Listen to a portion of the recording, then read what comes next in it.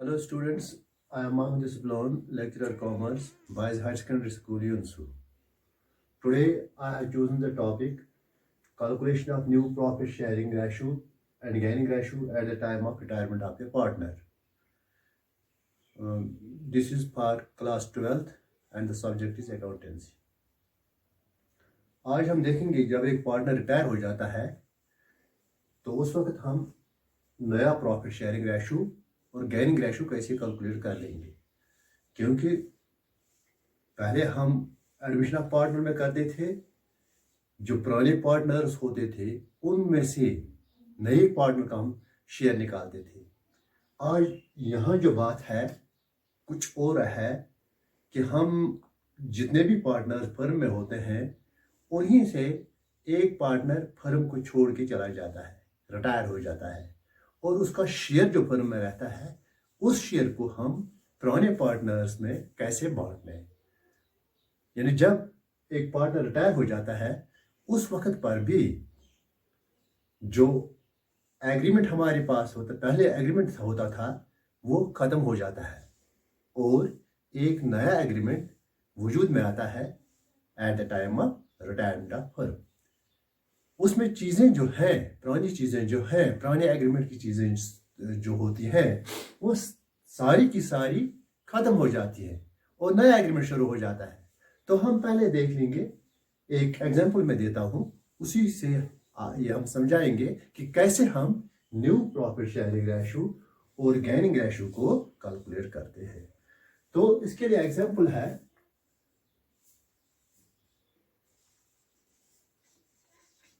A, B and C are partners sharing profits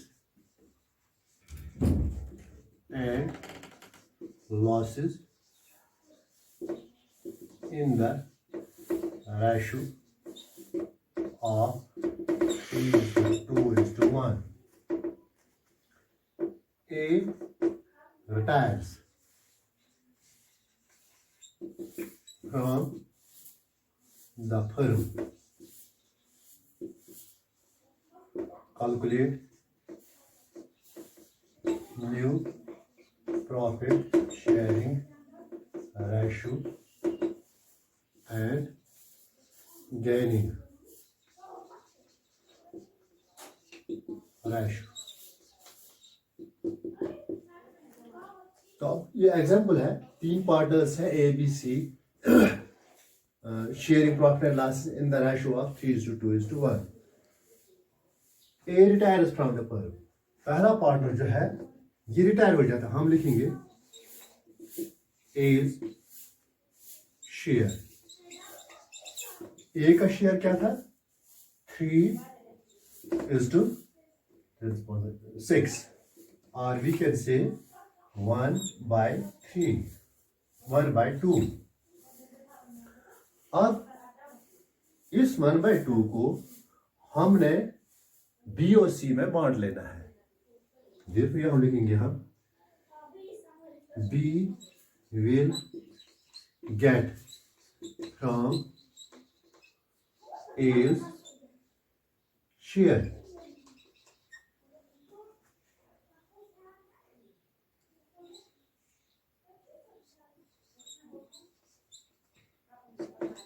retired partner. A will get from, B will get from A's share. जो retire ए हो गया उसका share जो यहाँ पर रहा, तो उसमें से B क्या लेता है, हम लिखेंगे टोटल हमारे पास है 1/2 ऑफ, अब इनके बीच में क्या रहता है 2:1, 2/3, that is equal to 2/6 or 1/3. Therefore, B's new share, B का न्यू शेयर क्या होगा, एक तो इसका अपना है 2/6, 2/6 plus 1/3, या यहाँ हम 6 को ही डिनोमिनेटर सेम है, plus 2/6 that is equal to 4/6 और वी कैन से 2/3। तो अब न्यू शेयर जो है बी का वो 2/3 आ गया। इसी तरह हम लिखेंगे C will get from as share. C को कितना कितना मिलेगा ए के शेयर में से?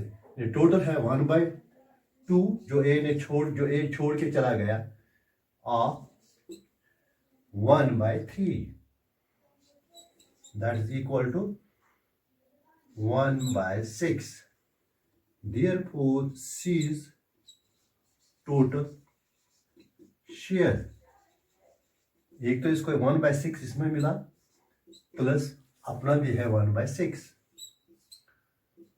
that is equal to 2/6 और 1/3। अब हम देख लेंगे what is the new profit sharing ratio।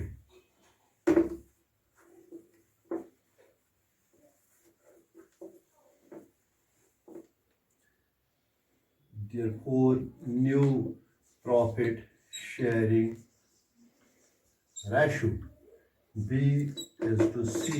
अब B को कितना है? 2/3। B को क्या है? A is new share, A will get from, अब ये B is new share है, B will get, यह है this is 2/3 is to C का new share क्या है? 1/3 और we can say new profit sharing ratio is equal to, denominator same है, हम लिखेंगे 2:1। डिनोमिनेटर्स को कैंसिल कर लेंगे, दोनों का है 3 इसको कैंसिल कर लेंगे। अब न्यू प्रॉफिट शेयरिंग रेशियो जो है एट द टाइम अब 2 के बीच में क्या रह गया? New profit sharing ratio that is 2:1।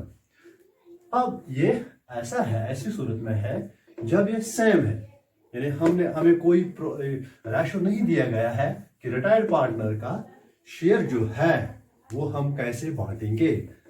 तो अगर ऐसा होगा, दूसरा एग्जांपल मैं देता हूं, अगर वहीं से कोई शेयर जो किस हिसाब से ये बांटेंगे, यानी एग्जांपल होगा इसी तरह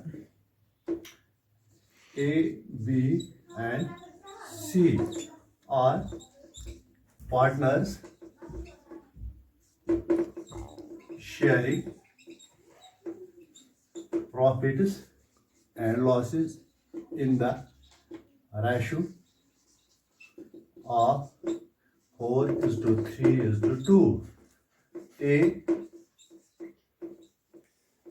retires and his share was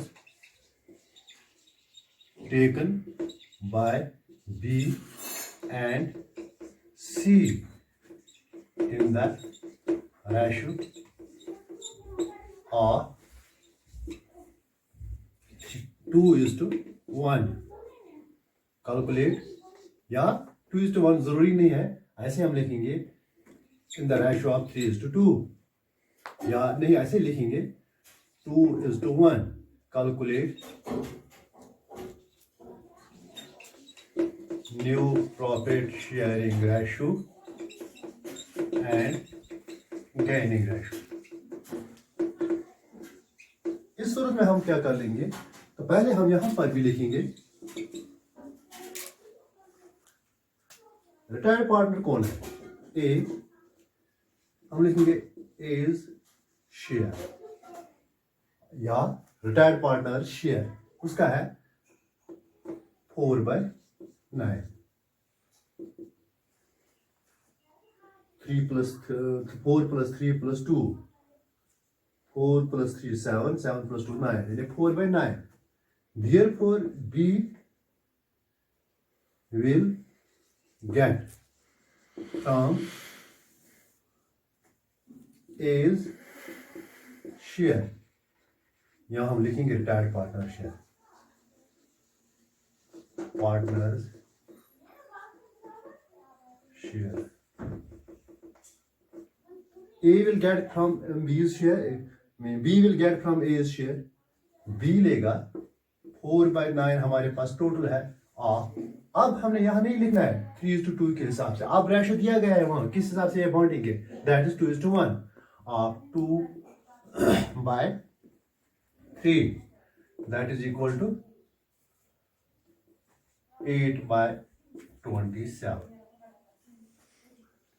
Therefore B's total share, B का टोटल शेयर क्या होगा, एक तो इसका अपना है 3/9 plus 8/27 or we can say 9 plus 8/27, यानी यहाँ हम कर लेंगे 3/3 दैट इज 27/27, डिनोमिनेटर सेम आ गए, 3 3s are 9 प्लस 27 ये सेम ही है LCM 8 that is equal to 17/27, इसका नया शेयर है। अब बी का था सी will get from A's share, ए का शेयर कितना रह गया था, वो 4/9 जो छोड़ के चला गया था अब इनको रेशो क्या है, किस हिसाब से शेयर करते हैं 1/2:1, दैट इज 1/3, इसने 2/3 के हिसाब से, इसको 1/3 के हिसाब से, दैट इज इक्वल टू 4/27।